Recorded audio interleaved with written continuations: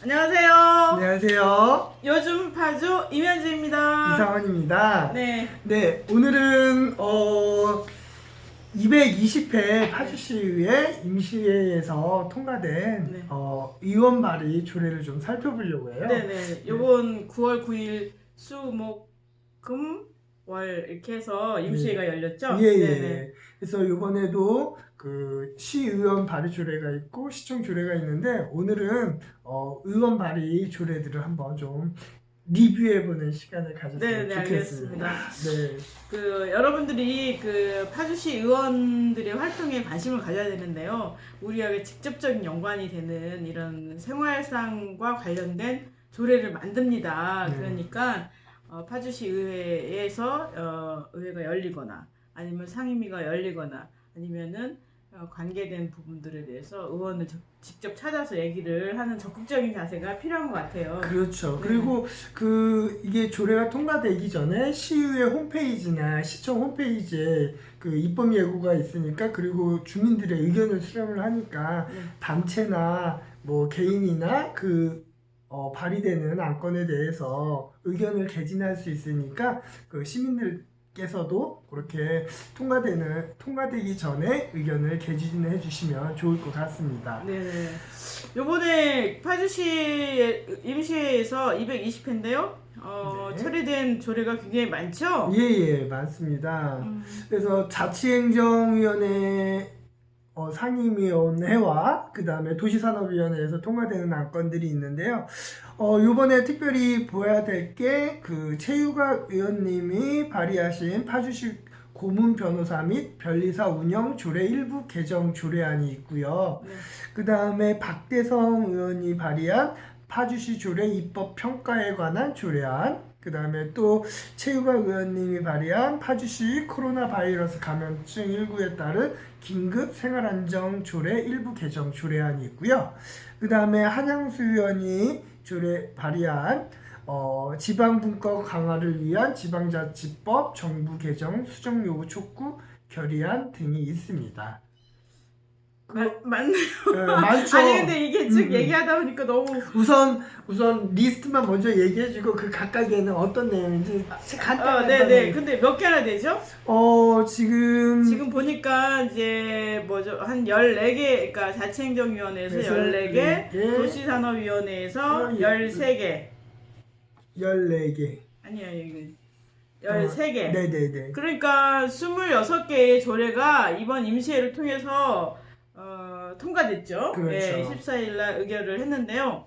이렇게 많은 이 조례 중에 이제 의원님들께서 직접 발의를 하고 개정을 한 이 조례를 살펴보도록 하겠습니다. 예. 그래서 제가 각각의 의원들이 어떻게 발의를 했는지, 그리고 제안 취지는 뭔지, 어떤 내용인지 간단하게 한번 좀 네네. 훑어봐서 네. 그것들을 시민들께 좀 알려드렸으면 좋겠습니다. 네네네.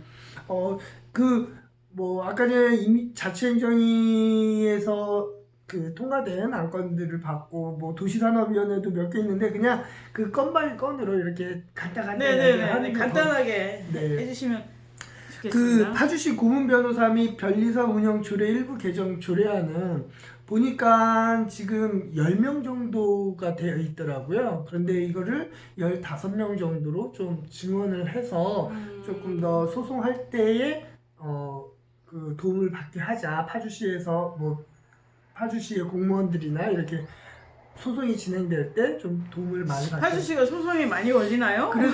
저도 네.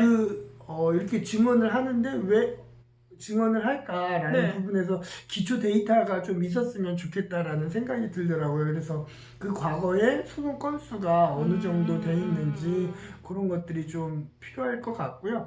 그리고 보니까 그 조례안이 통과되기 전에 네. 그 소송되었던 거는 그 지원을 못 받았었나 봐요. 이게 제가 알기로는 2017년도인가 그때 입법 발의한 게 그 조례가 통과되고 최초의 그 소송부터 지원이 되게끔 하는데, 요번에 조례안에서는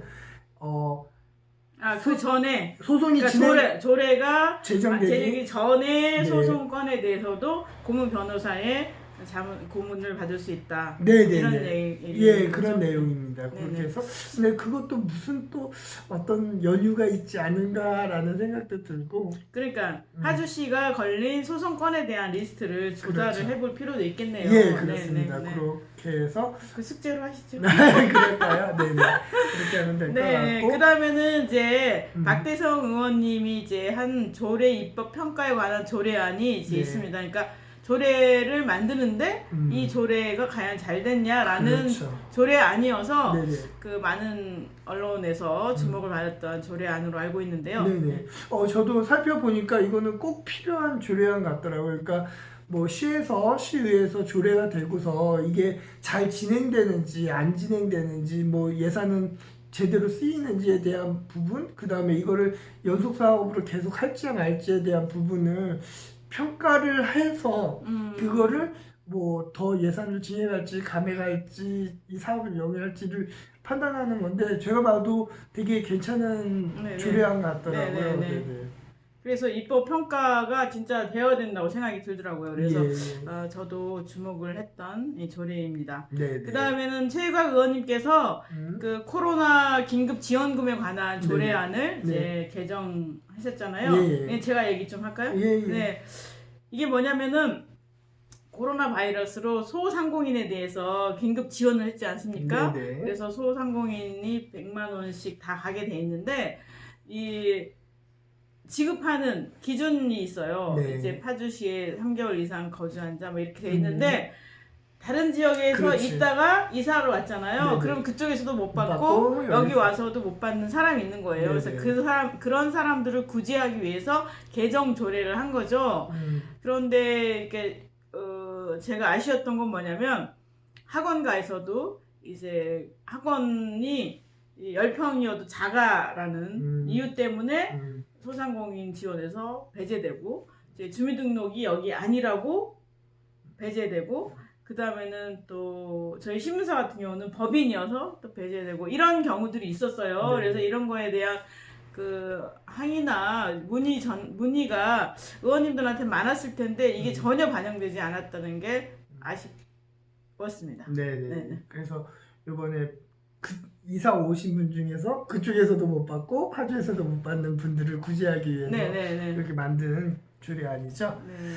그 다음에 저희가 살펴볼 거 요거를 한번 볼까요? 파주시 가정폭력 피해자 보호시설 설치 및 운영에 관한 조례안. 네, 묵진혁 의원님께서 네네네. 발의를 하셨네요. 예, 그러니까 가정폭력의 피해자가 이렇게 좀 이렇게 잠깐 쉴 수 있고 치료도 받을 수 있고 그런 것을 운영할 수 있게끔 만든 조례안인 것 같습니다. 네. 근데 성폭력 피해자구나. 하담이라고 성폭력 네네. 피해자 보호시설은 있었거든요. 네네. 근데 이와 별도로 네. 가정폭력 피해자들에 대한 보호시설을 설치하자. 네. 라는 얘기죠. 근데 그것도 보니까 지금 두 가지 방안으로 이렇게 예산을 추계를 했더라고요. 그러니까 하나는 위탁을 했을 경우, 그 다음에 하나는 그냥 시 자체에서 만들었을 경우 한 1억 7천 정도가 차이가 나는 것 같아요. 그러니까 1억 7천이 어느 쪽이 많다는 얘기예요? 그러니까 자체적으로 하면은 그거를 장소를 해야 되니까 시가 예산이 더 들어가는 거고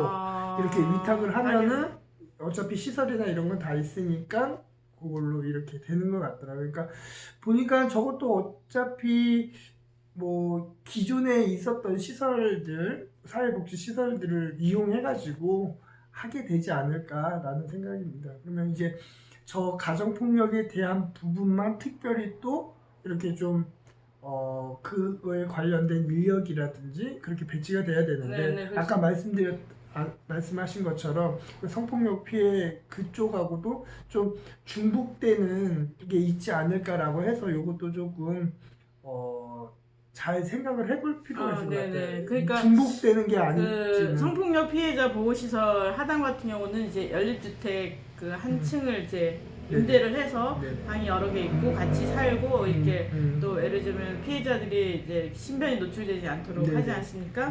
그러니까 여기 가정폭력 피해자도 마찬가지인데 이런 게 이제 필요할 부문별로 따로따로 하는 것보다는 네. 같이 하는 게 더 좋겠다는 그렇죠. 생각도 들고 예산에 대해서 예산 효율성으로 봤을 때는 그런 네네네. 게좀 그러면 필요할 것 같습니다. 2021년도 예산을 검토하고 또 가정폭력 피해자 시설을 위탁하는 과정에 대해서도 저희들이 관심을 갖고 지켜봐야 될 것 같습니다. 네. 그 다음에 파주시 디지털 성범죄 방지 및 피해 지원에 관한 조례안. 이거는 한양수 의원님께서 발의한 조례안인데요. 한양수 의원과 윤희정 의원이 같이 한 걸로 네, 알고 네, 있습니다. 네. 근데 저는 이거 보면서 네. 지금 뭐 N번방 사건이니 이렇게 해갖고 지금 디지털 범죄가 많이 심각하잖아요. 그래서 꼭 필요한 것 같은데 다만 보면서 생각이 나는 게 이게 경찰 쪽에서도 지금 정부 쪽에서도 하고 있는 게 있을 것인데 그거와 이렇게 좀 행정적으로 중복되지 않는가 하는 염려가 되더라고요. 그래서 뭐 정말 필요한데 그걸 한번 좀 살펴보고 그러면은 좀, 그 했으면 디지털 성범죄 방지를 좋겠- 어떻게 한다는 거죠, 시에서는? 그러니까 모니터링 요원도 채용을 하고 그렇게 나와 있더라고요. 그러니까 상시 모니터링도 하고 뭐 그거에 대해서 계도도 하고 교육도 하고 뭐 그런 전반적인 거를 하겠다라고 나와 있더라고요. 근데 그게 과연 경찰 쪽에서도 계속 하고 있는 그건데 그게 조금 지자체에서 할 때에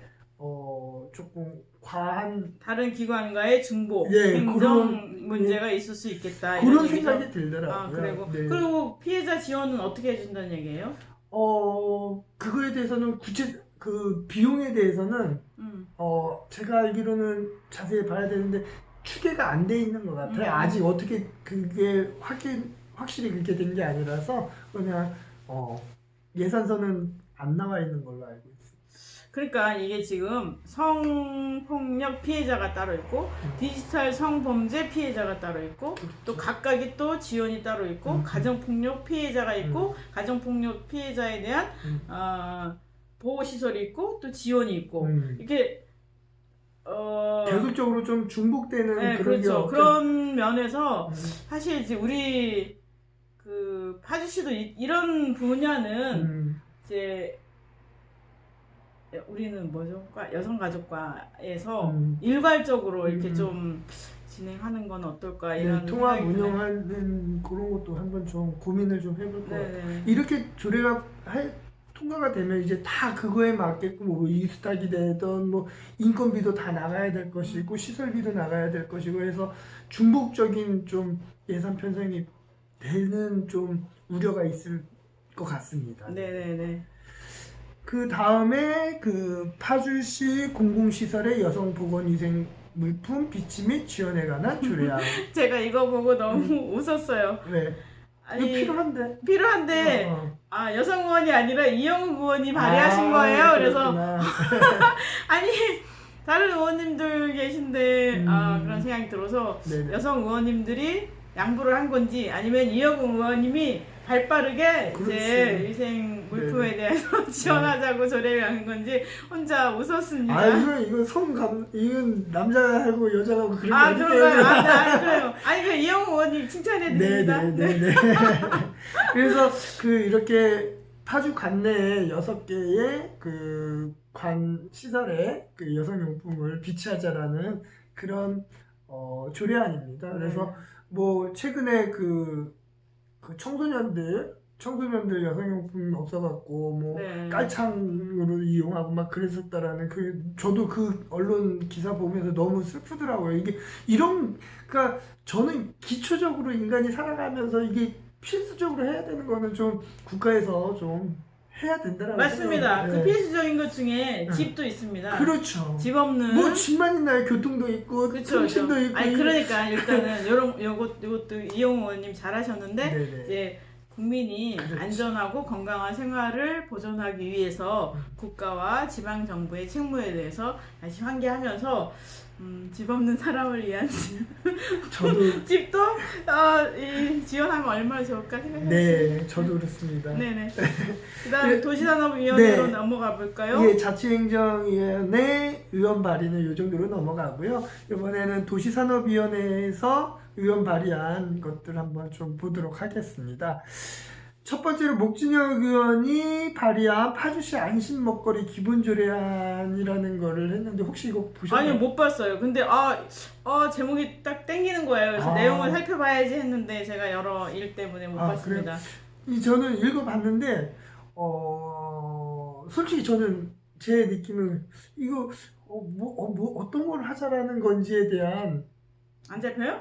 명확하게 제가 그럼 우리 독해내니까 한번 목진혁 의원님 모시고 한번 얘기를 나눠볼까요? 그래요. 제가 네. 그 취지가 뭔지 아니 그래요. 제목은 너무 좋은 거예요. 안심 맞아요. 먹거리. 그래서 네. GMO를 안 한다는 건가? 그건 아니면 아니고. 친환경을 하자는 건가? 제가 보니까 전체적으로는 그런 것 같아요. 그러니까 파주시 관내에서 생산되는 것들을 먹거리 이렇게 공급업체가 이렇게 공급할 수 있게 네트워크를 구축하자. 네. 이런 큰 틀은 그렇게 이해를 했는데 자세한 거는 다음에 우리 목준혁 의원님 모시고. 그러면 지금 안심 먹거리 기본 조례안에 대해서 파악이 잘 안 된 걸로. 네, 그렇습니다. 알겠습니다. 죄송합니다. 왜냐하면 지금 얘기에 의하면 마치 먹거리 생산하는 농민들의 네트워크, 유통망의 네트워크에 관련된 조례안처럼 말씀하시는데 조례 제목 자체가 안심 먹거리 기본 조례안이란 말이에요. 네. 그래서 굉장히 포괄적이고 기본적인 먹거리에 관한 조례안이어서 굉장히 좋은 내용이라고 생각이 저는 들었었거든요. 예. 그러니까 한번 의원님 모시고 얘기를 나눠보는 게 좋지 않을까 이런 생각이 들었어요. 네.